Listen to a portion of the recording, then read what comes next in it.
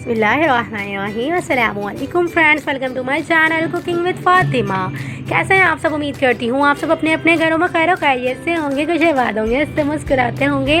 आज मैं आपके साथ मज़ेदार सा ईद स्पेशल, दावत स्पेशल मज़ेदार सा जो है वो वाइट कौरमा बनाने की रेसिपी लेकर आई हूँ। तो आप इस रेसिपी को एंड तक लाजमी से देखिएगा। यकीन करें आज आप इस रेसिपी को एंड तक लाजमी से वॉच करेंगे ना तो यकीन करें कुछ अच्छा ही सीख कर जाएंगे। अगर आपको कुछ नया यूनिक सा ट्राई करना है ना तो आप बिल्कुल सही वीडियो पर हैं। तो आपने वीडियो को एंड तक जो है वो लाजमी से वॉच करना है। और चैनल पर नहीं हुआ ना तो प्लीज़ जल्दी से जाके मेरे चैनल को सब्सक्राइब कर लें ताकि मेरी हर न्यू अच्छी आने वाली वीडियो आप तक आसानी के साथ पहुँचती रहें। तो चलें जी रेसिपी स्टार्ट करते हैं। बिस्मिल्लाहिर्रहमानिर्रहीम। सबसे पहले हमने यहाँ पे जो है वो प्याज को बॉईल कर लेना है। यहाँ पर मैंने तकरीबन भी जो है वो 1 गिलास के करीब पानी लिया। एक पैन के अंदर तकरीबन भी जो है वो 5 अदद मीडियम साइज़ की, जिस भी साइज़ की आपके पास जो है वो प्याज हो ना तो आप इसके अंदर ऐड कर लीजिएगा। ऐड करने के बाद जो है वो 5 से 7 मिनट तक बिल्कुल छोड़ दीजिएगा ताकि प्याज जो है ना हमारी अच्छे से बॉयल हो जाए। ये प्रोसेस आप लाजमी से कर लीजिएगा। इस तरह से ये होगा कि प्याज का जो जहर है ना वो निकल जाएगा, कच्चापन भी यहीं पर ही दूर हो जाएगा। जब प्याज अच्छे से बॉयल हो जाएगी ना इसे हम निकाल के अच्छे से चॉपर मशीन में अच्छे से चॉप कर लेंगे, यानी कि फुल ग्राइंड पेस्ट बना के रेडी कर लेंगे।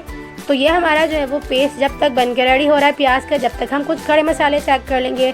4 से 5 यहाँ पे हमने लौंग ली हैं, 2 अदद छोटी इलायची, 1 अदद बड़ी इलायची, 2 जो है वो यहाँ पे छोटे बादियान के फूल लिए हैं, 1 टीस्पून यहाँ पे साबित काली मिर्चें लिए हैं, 2 से 3 यहाँ पे हमने जो है वो दालचीनी के छोटे टुकड़े लिए हैं, 2 अदद यहाँ पे हमने तेज़पात पत्ता ले लिया हुआ है, 1 टेबल स्पून यहाँ पे हमने शाह ज़ीरा ले लिया है। इसे हम एक पैन के अंदर ऐड करके, यानी कि जहाँ पे हमने तेल ऐड करना है ना तकरीबन 1/2 प्याली के करीब यहाँ पे हम तेल ऐड करेंगे। आप चाहें तो घी भी ऐड कर सकते हैं। जब तेल अच्छे से गर्म हो जाएगा ना तो इस गर्म तेल के अंदर हम इसके अंदर यहाँ पर खड़े मसाले ऐड कर देंगे जो कि हमने अभी आपको दिखाया।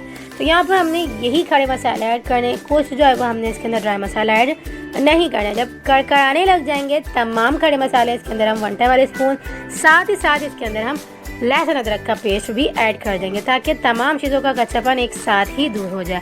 जब दोनों चीज़ों का यानी कि तमाम खड़े मसालों का और लहसुन अदरक के पेस्ट का जो है वो कच्चापन दूर हो जाएगा ना, इसके बाद इसके अंदर हम जो हमने पेस्ट बना के रेडी किया ना प्याज का वो इसके अंदर हम साथ ही साथ ऐड कर देंगे। अच्छे से मिक्स करते जाएंगे, वेलकम बाइंड करते जाएंगे।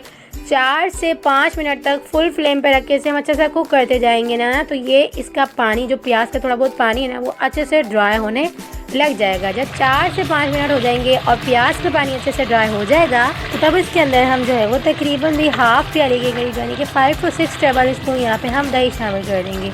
सबसे पहले हमने जो है वो तमाम खड़े मसाले ऐड किए, उसके बाद जो है वो प्याज ऐड की। प्याज ऐड करने के साथ जब प्याज का पानी अच्छे से ड्राई हो जाएगा ना उसके बाद हम इसके अंदर दही शामिल करेंगे। तमाम चीज़ें इकट्ठा नहीं ऐड करेंगे। शुरू में जो हमने तमाम चीज़ें इकट्ठा ऐड की ना सिर्फ वही ऐड करेंगे। उसके बाद जब प्याज ने पानी जो है वो ड्राई करना स्टार्ट कर लिया ना उसके बाद इसके अंदर हम दही ऐड कर देंगे ताकि दही का भी पानी अच्छे से ड्राई हो जाए। जब दही का भी पानी अच्छे से ड्राई होने लगेगा यानी कि फुल कुक हो जाएगा तमाम मसाले, इसके बाद इसके अंदर हम यहाँ पर 1 टीस्पून यहाँ पर पिंच बराबर यहाँ पे हम जो है वो दखनी मिर्चें ऐड कर देंगे, यानी कि वाइट पेपर पाउडर होता है ना वो इसके अंदर हम ऐड कर देंगे।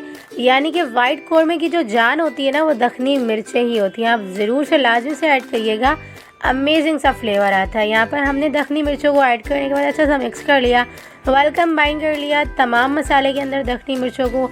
याद रखिएगा कुटी हुई मैंने नहीं ऐड की हैं, पाउडर वाली ऐड की है। पाउडर का एक अच्छा सा फ्लेवर होता है। तो यहाँ पर मैंने तमाम मसालों को अच्छे से मिक्स करने के बाद तकरीबन भी 1/2 kg से थोड़ा सा ऊपर यहाँ पर मैंने जो है वो बीफ ऐड कर दिया हुआ है। आप चाहें तो मटन भी ऐड कर सकते हैं या चाहें ना तो आप चिकन में भी ये रेसिपी बना के रेडी कर सकते हैं, लेकिन मैंने बीफ में बना के रेडी किया है। यकीन करें एक बार बना के देखिएगा मेरी रेसिपी से, आप कहेंगे कि क्या रेसिपी बनाना सिखाई है फातिमा ने।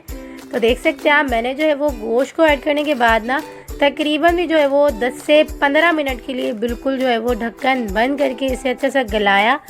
पानी जब अच्छे से निकलना स्टार्ट होगा यानी कि बीफ पानी इंक्रीज़ करेगा, बीफ के पानी निकलने से यानी कि इंक्रीज़ करने से ड्राई होने तक 15 मिनट तक मैंने ढक्कन बंद करके इसे कुक किया। तो देख सकते हैं आप पानी भी कितने अच्छे से ड्राई हो चुका हुआ है, ग्रेवी भी कितनी अच्छे से बन चुकी हुई है।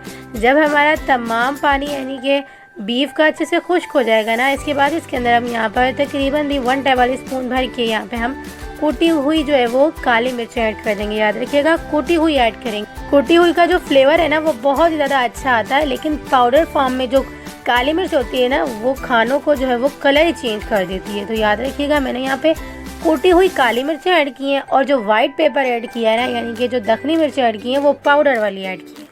तमाम चीज़ों को अच्छे से मिक्स करने के बाद, यानी कि काली मिर्चों को अच्छे से मिक्स करने के बाद इसे हमने 3 से 4 मिनट तक फुल फ्लेम पे रख के अच्छे से कुक किया। उसके बाद इसके अंदर हम यहाँ पर तकरीबन भी 2.5 गिलास के करीब पानी ऐड करके ढक्कन बंद करके तकरीबन भी जो है वो इसे हम पौना घंटा यानी कि 45 मिनट के लिए मीडियम टू लो फ्लेम पे रख के ढक्कन बंद करके अच्छे से कुक करेंगे। इस तरह से गोश्त हमारा बहुत ज़्यादा अच्छी तरह से गल जाएगा। तो तकरीबन भी 45 मिनट यानी कि पूरा जो है वो पौना घंटा हो चुका हुआ है और मैंने फुल फ्लेम पे, यानी कि पहले जो है वो हमने 5 मिनट तक फुल फ्लेम पे रख के इसे कुक किया। जब पानी में अच्छे से बॉयल आ गया ना, उसके बाद इसे हमने मीडियम टू लो फ्लेम पे रख के फुल कुक कर लिया। तो देख सकते हैं आप, मज़ेदार सा हमारा जो है वो बीफ अच्छे से भुन चुका हुआ है। ग्रेवी भी कितनी अच्छी तरह से बन के आ चुकी हुई है। तो अब हम इस स्टेज के ऊपर इसमें जो है वो ऑलपर्स की टेट्रा पैक क्रीम यहाँ पे मैंने तकरीबन भी हाफ पैकेट के करीब यहाँ पर ऐड कर दी हुई है। तो यहाँ पर मैंने तकरीबन भी, अगर आप टेबल स्पून का हिसाब लगाएं तो यहाँ पर मैंने 6 से 7 टेबल स्पून यहाँ पे मैंने फ्रेश क्रीम ऐड की। अगर आप चाहें यहाँ पर मलाई ऐड करना तो बिल्कुल भी ऐड नहीं करिएगा, बिल्कुल भी फ्लेवर नहीं आएगा जो कि टेट्रा पैक क्रीम का आएगा। हाँ, ये है कि आप किसी भी ब्रांड का ऐड कर सकते हैं, ज़रूरी नहीं है। ऑलपर्स, मुझे ऑलपर्स बाय जो है वो नेचर पसंद है, फ्लेवर भी बहुत ज़्यादा पसंद है, तो इसलिए मैं यहाँ पर ऑलपर्स क्रीम ऐड करती हूँ। अगर आपके पास कोई और ब्रांड होना तो आप वो ऐड कर सकते हैं, लेकिन सिर्फ और सिर्फ जो है वो टेट्रा पैक ही ऐड करिएगा एक अच्छे से फ्लेवर के लिए। तमाम चीज़ों को अच्छे से मिक्स करेंगे, यानी कि हमने फ्रेश क्रीम ऐड करने के बाद 3 से 4 मिनट तक अच्छे से कुक किया, फ्लेम को ऑन करके मीडियम टू लो फ्लेम पे। उसके बाद इसके अंदर हमने यहाँ पर कुछ जो है वो बादाम ऐड कर दी हुई है। अच्छे से मिक्स करने के बाद 5 से 7 मिनट तक इसे हमने और भी ज़्यादा कुक किया। देख सकते हैं आप, ग्रेवी कितनी मज़ेदार सी बन के आई है, तेल भी अलग हो चुका हुआ है, मसाला भी अच्छे से भुन चुका हुआ है और बीफ तो बहुत ही ज़्यादा टेंडर और जूसी सा बन के रेडी हो चुका हुआ है। तो आप इस ईद पे इस रेसिपी को ये ज़रूर से ट्राई करिएगा। दावत वगैरह पे भी जो है वो आप इस रेसिपी को ज़रूर से ट्राई करिएगा और मुझे अपना फीडबैक ज़रूर से दीजिएगा, आपको ये रेसिपी कैसी लगी। आप कहेंगे कि कोई चीज़ बनाना सिखाइए, यकीन करें आप मुझे दुआएं देंगे अगर आप इस रेसिपी को एक बार मेरी रेसिपी से ट्राई करेंगे। तो चलें जी, मिलते हैं नेक्स्ट वीडियो में। अगर आपने इस रेसिपी को पसंद किया है ना, तो प्लीज़ रेसिपी को लाइक कर दीजिएगा, शेयर कर दीजिएगा। चैनल पर नहीं है ना, तो प्लीज़ चैनल को सब्सक्राइब कर लीजिएगा। और अगर आपने इस रेसिपी को और भी ज़्यादा पसंद किया तो प्लीज़ इस रेसिपी को फ्रेंड्स और फैमिली मेम्बर्स में ज़रूर से शेयर करिएगा। तो चलें जी, मिलते हैं नेक्स्ट वीडियो में। जब तक अपना ख्याल रखिएगा, मुझे दुआओं में याद रखिएगा। मिलते हैं नेक्स्ट वीडियो में बहुत ही आसान, सिंपल और यूनिक सी रेसिपी के साथ। अल्लाह हाफ़िज़।